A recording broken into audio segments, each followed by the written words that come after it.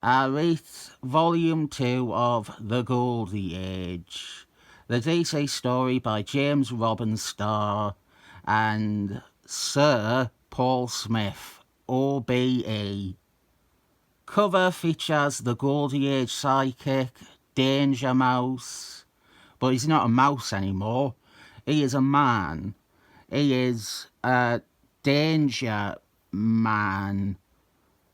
He's Rodney Danger Man.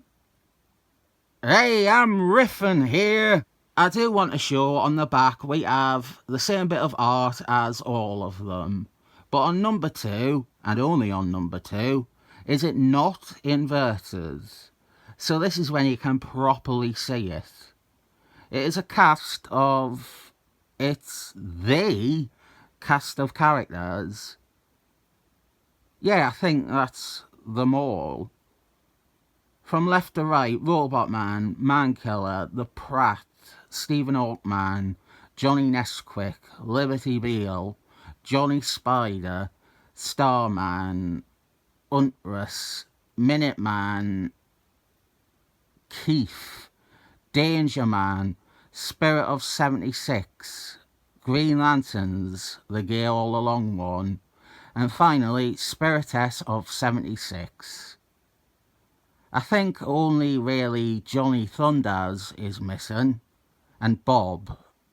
Probably some others, but this is a concise shot of the more featured characters. Credits page, a different look at a different era. I say era instead of era, because error is indistinguishable in my accent to an error like a mistake. As time marches on after the war, retired Stir-Fry Squadron superhero Johnny Nesquik continues to put together his documentary about the mystery men of World War II. He is procrastinating and keeps going back to edit it or change it, but never finishing it. And these days, the only super person that is relevant and in the news anymore is Spirit of 76, the ambitious returning hero riding the goodwill of the nation for his exploits in the war. He is assembling a super-powered counterforce to battle the communists and foreign enemies of America. Among them is the Pratt, on the bottom left there, out of costume. And then on the right, we have a really badly characterised Robot Man. The crowd and the reader are then introduced to his pet protege, the former teen sidekick, Danger Mouse. I didn't get to talk about Paul Smith's art in part 1. I'd have spent so long explaining the plot and bashing diversity in a comic book. But a little detail that I absolutely love, it's so minor, but it is brilliant. The suit he is wearing here, Danger Mouse, it's far too big for him. I just think it is a great visual introduction to the character. It says more about the character than any of the writing needs to. The parts that I like the least are Liberty Beale's subplot. We're just seeing an unhappy relationship play out. There's nothing novel about that. Johnny Spider, he is an alkie now, and he feels insecure every time she brings up her ex-husband. Starman has checked himself out of the loony bin and taken up residence in an observatory. All the stuff with Starman in this series can be considered canon. I think most of the story can be. But the Starman sequences are what are indisputably something that happens in the main DC universe as well. James Robbins' star later writes Starman, and all of this is treated as part of the history of the Goldie Age character. As far as I am concerned though, Starman's theory that A is responsible for everything super that has happened on Earth since 1936 is not canon. I really feel sorry for Danger Mouse in this. They gloss over it, but this is a kid that was struggling to readapt to life, and now he thinks someone finally wants him, and well, let's just say it goes off the rails. The plotline with Green Lanterns, the gay all along one, is another I don't think is the strongest here.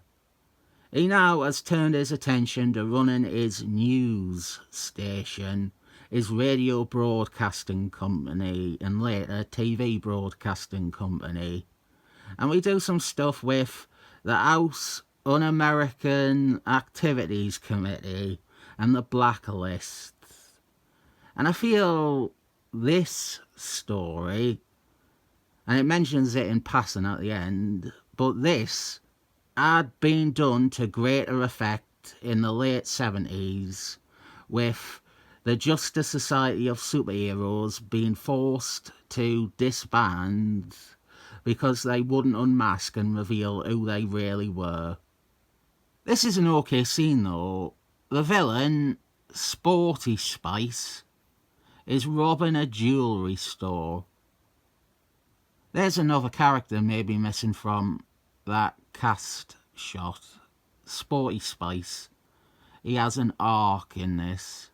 Retired and no longer bothering wearing his magic ring, the gay all along Green Lanterns feels compelled to intervene and to try and stop the robbery. Sporty Spice makes a play for Son of Capwolf status by calling him Green Latrine. Another art detail is you can see in the top panel, the first one, the top left, he thinks he's still wearing his magic ring. This is another scene I am guessing someone would argue is just like Watching Men, even though I do feel the tone and the purpose is completely different to Watching Men, despite some apparent thematic similarities. Gay Lanterns gets shot in the shoulder. He will be fine, but this reaffirms his decision to leave his superhero past behind him. Now we have Spirit of 76 on a bomb testing site. His plan has been, he studied the Pratt, he had doctors and scientists dig around the Pratt's body. He wants to use science to create superpowered champions.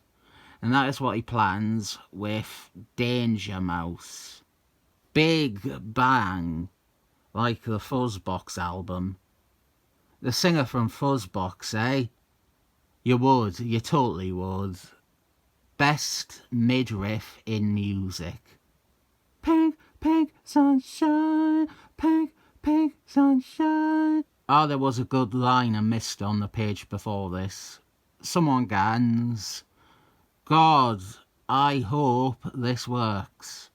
And then Spirit says, God, I am sure, wants nothing to do with this.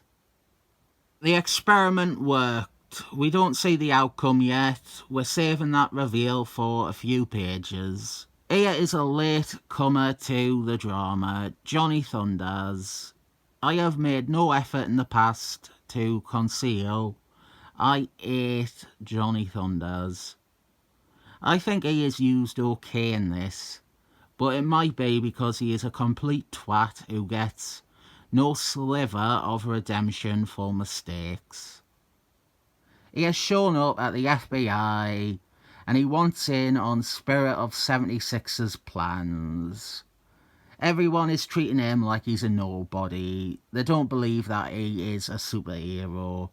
And then he summons forth his New York doll. The Pratt, on the other hand, is given an elegant character arc. He came to the government to serve as a superhero. He thought that it would be his moment. And now he has been handed a desk job in charge of the Federal Bureau of Superheroes. It's not what he wanted at all, but he takes some pity on Johnny Thunders because he knows what it was like to stand beside superheroes and feel like you didn't belong. Now is our reveal of what Danger Mouse has become, but the cover spoilt that, so what's the point of even treating it like it is a reveal? Danger Mouse is no longer Danger Mouse, he is Danger Man. Super strong, super powered, not invulnerable, but close to it. The meek teen is no more. There is only this man. I have been very choice with my words. Feck!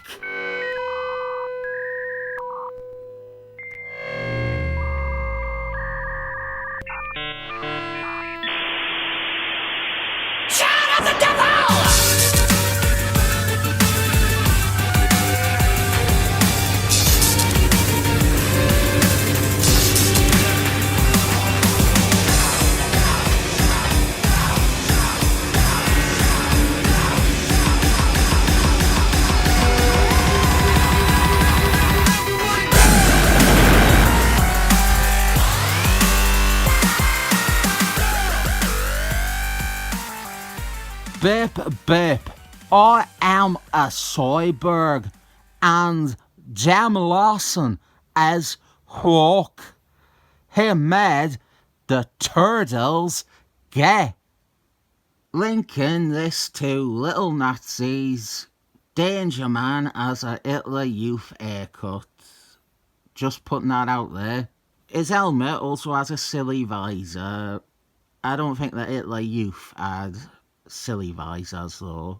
Another pair of latecomers are Spiritess of 76, Spirit's wife, and Keith. Keith is another retired super person, and he has come to support Spirit's push for the presidency in a few years' time. I don't know Keith too much. A truly rare Goldie Age DC character in that he is not in Stir-Fry Squadron even once. This story is the only time I have seen him. All I know about him comes from this. He has some ghost thing going on. His brother's ghost follows him and bickers with him and tells him that he has to be a hero. And he has a magic symbol on his hand or something that he touches and it activates his powers. Apparently, he is in the Pacemaker TV show, re-envisioned as Pacemaker's brother called Keith. That is where the name came from. A Google search. Minuteman continues his attempts to be a hero, even with his Minuteman pills starting to lose their effect. It's a give and take relationship. The pills work sometimes, but he can't entirely rely on them. And here, when he is presented with a gun in his face, he feels fear, which then counteracts with all the chemicals in his body. And he has a drug trip. Far out, dude. It's Lucy in the Sky. Our final major character is Huntress, the Goldie Age villainess who has reformed and become a wealthy socialite. she has ingratiated herself with Spirit of 76's world. She is so hot that Keith instantly falls in love with her at first sight. It's a bit like me when I was channel surfing in 2010 and the TV show Mad Men was on one channel, and when I turned to that one, January Jones popped on, and I had to stay on that channel because she was the most beautiful thing I had ever seen. That is the origin of the greatest love story known to man. The day I turned to a channel and Betty Draper was slapping a woman in a supermarket. They meet, unlike me and January. They meet and they immediately click. Their relationship becomes one of the happier things in this story. Then we have two characters we've not seen this issue crop up until now. Mankiller, he is on the run from mobsters or something, and now he encounters Bob. Remember Bob? Spirit of 76's comic relief sidekick who got a verbal lashing last issue. Bob finds Mankiller and offers him aid and a place to lie low. A criticism of Paul Smith's art would be that Mankiller, out of costume, looks too much like Danger Man. See, this is another hint of where this story is going, and its ultimate idea. Bob, he got it bad last issue. Spirit shat all over him. And now Bob is getting to be useful. He is bouncing back. Bob, another character I don't know of outside of this series, he is a good person who isn't crushed and destroyed by a cynical or miserable story. This isn't a cynical or miserable story. It seems that way, but the end is contending with the cynicism and misery by showing that ultimately hope and goodness is better. If you've seen these two reviews or read these two comics and you don't understand my attitude, trust me, issue 4 is unlike this. Issue 4 is what it builds to, and it is a complete rejection of this downbeat superhero drama. Action here, Mankiller being chased by the suits that are hunting him, and then Bob, he gets to physically save Mankiller too. There is Chekhov's diary. Now here is Danger Man doing cocaine, and he is completely in on Spirit of 76's plan to eventually rule the world. Whatever happened to our little Danger Mouse? Has the power and the popularity gone to his head? Is the coke making him crazy? Danger Man has truly become a danger man. I think parts 2 and 3 suffer a bit because it is more of the same. It's not bad, but issue 1 established most of this, the overall ideas and themes, and then issue 2 and 3, they feel like they are dragging it out. We're keeping some mysteries going. We're not having characters accomplish much with regards to the plot.